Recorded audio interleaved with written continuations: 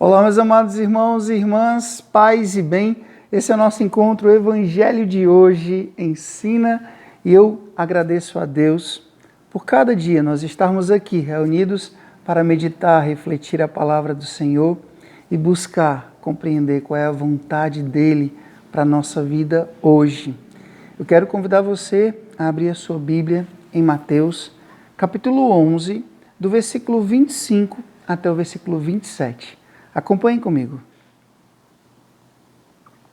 Naquele tempo, Jesus pôs-se a dizer: Eu te louvo, ó Pai, Senhor do céu e da terra, porque escondeste essas coisas aos sábios e entendidos e as revelastes aos pequeninos. Sim, Pai, porque assim foi do teu agrado. Tudo me foi entregue por meu Pai, e ninguém conhece o Filho senão o Pai, e ninguém conhece o Pai senão o Filho e aquele a quem o Filho quiser revelar.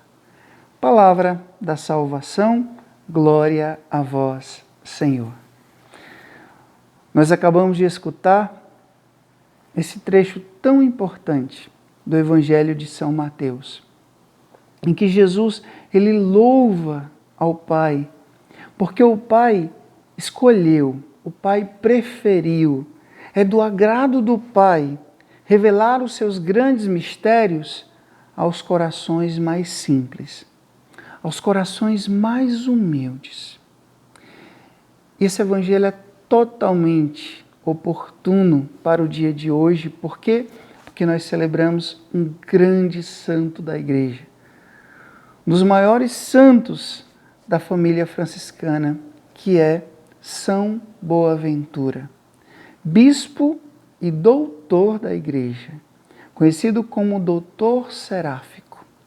São Boaventura é um santo italiano e ele não é contemporâneo de São Francisco. Ele é contemporâneo de um outro grande santo, São Tomás de Aquino. Mas desde criança ele tinha uma admiração muito grande por São Francisco de Assis. Por quê? Porque o seu pai era médico e quando ele tinha ali por volta de 10 anos, ele teve uma doença muito grave, ao ponto de seu pai achar que não ia conseguir ajudar e curar aquela enfermidade.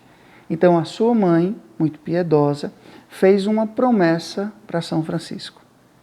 E Boaventura, que na época ele se chamava João, ele ficou totalmente curado. Então, ele passou a ter uma devoção e um carinho muito grande por São Francisco. Ele foi estudar em Paris e lá ele teve um contato mais direto com os frades. Depois de se formar, ele entrou na ordem franciscana e se tornou um dos maiores expoentes da espiritualidade, da nossa espiritualidade franciscana. Ele foi ministro da ordem, ele foi um dos principais biógrafos de São Francisco. Boaventura é conhecido, como eu já disse, como o doutor seráfico. Por quê? Porque São Francisco de Assis é conhecido como o pai seráfico. E se a gente for tentar explicar isso, os serafins são aqueles anjos mais próximos a Deus. Então, como São Francisco foi um dos santos que mais se assemelhou a Cristo, ao ponto de receber os próprios estigmas, a gente olhava, como diziam os biógrafos, olhava para Francisco e já não via Francisco, via um outro Cristo. São Francisco poderia dizer plenamente: vivo, mas não sou mais eu que vivo, é Cristo que vive em mim. Então, São Boaventura se tornou franciscano e tratou de cuidar, de esclarecer com muita profundidade a espiritualidade de São Francisco. E ele escreveu um livro, um dos maiores manuais de contemplação mística da igreja, que chama Itinerarium Mentis in Deo, que quer dizer o itinerário da mente para Deus. E eu quero ler aqui um trecho para vocês, em que São Boaventura diz o seguinte, para quem vai ler esse livro de espiritualidade.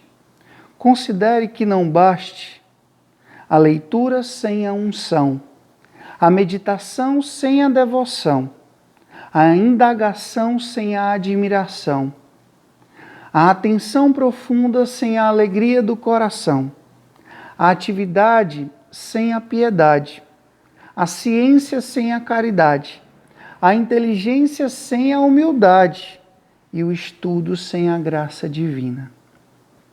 Ou seja, São Boaventura é um homem extremamente intelectual, um homem extremamente sábio, um doutor, mas ele não usou tudo isso para uma vaidade intelectual, para diminuir, para humilhar ninguém, mas para chegar ao conhecimento de Deus.